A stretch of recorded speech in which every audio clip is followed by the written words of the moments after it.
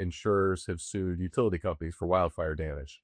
There's now talk about, I think there's some movement in Hawaii. I don't know the extent of which it's sort of binding, but pushing insurers to file lawsuits to recoup damages from fossil fuel companies for climate damages.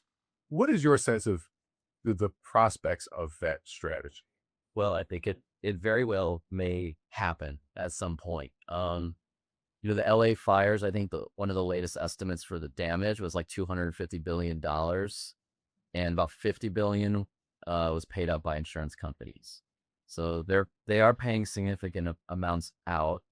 Now, I'm not sure if that fire, what the status of the attribution science is and connecting that to climate change, but I think it illustrates the point that you have more and more of these major climate related disasters that have huge price tags, and science is getting better at attributing those impacts to climate change. There was just a paper out in Nature about a week ago that attributed 200 different heat waves over the last like 20 years or something to climate change.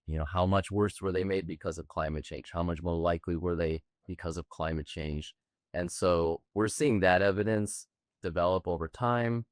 The disasters keep piling up, and the evidence of corporate cover up and malfeasance also just builds over time. It doesn't really go away, and it's always fresh because these disasters keep coming.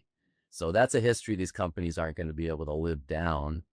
And then as things continue to get worse in terms of disasters, there's a real price tag. So there will be pressure to seek accountability. Someone needs to pay for that, whether it's the fossil fuel companies or someone else or the insurance companies.